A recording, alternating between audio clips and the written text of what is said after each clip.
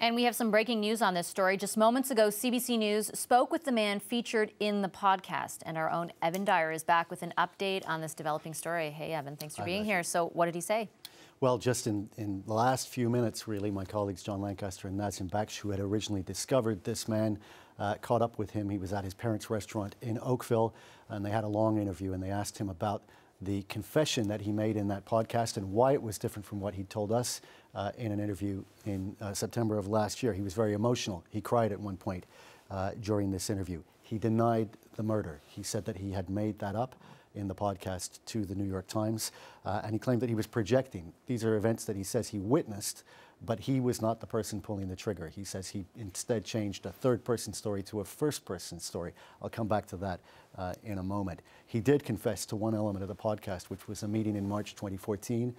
Senior ISIS leaders came from Iraq. They met in Syria, I believe it was Manbij, and they looked at maps with a group of foreign recruits, Western recruits, and they discussed attacks in the West. They had maps of cities in Spain and elsewhere in Europe, and also some North American targets. Not clear exactly where, but he agrees that he was at that meeting. He also asked about what happened today in question period. He heard that he had been discussed there. He wanted to know what had been said about him. He was particularly curious to know what the Prime Minister had said about him. Of course, the Prime Minister wasn't there. Ralph Goodale spoke instead. Now, another thing that we learned, very important, this podcast was actually recorded in December 2016. So this is almost, what is it now, 18 months old. And that answers an important question because we weren't sure whether our interview predated the New York Times interview. Was this a case where he started small, confessing to some crimes, and then added more to the Times? It appears no. Actually, what happened was that he made the confession a year before he spoke to us to the murder, and then he dialed it back when he spoke to us.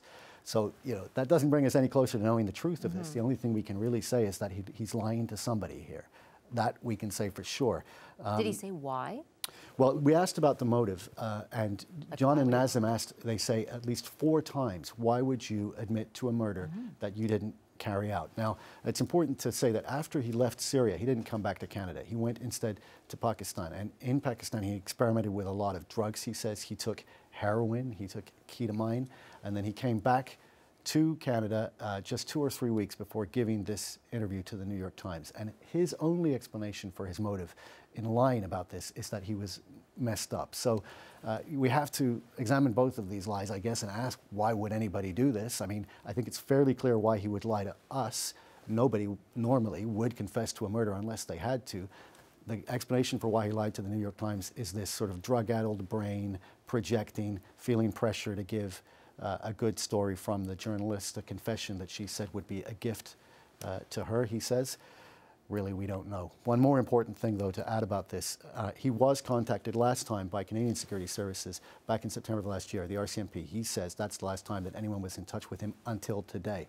They contacted him after the last interview that he did with the CBC interview in September 2017. Today, though, he was contacted by CSIS, who apparently said to him, "So you're famous again," and said that they want to talk to him. They said they're asking him to come and see them at some point next week. Interesting. Okay, thank you so much for the update, Evan. I really appreciate it. Thanks, Fletcher.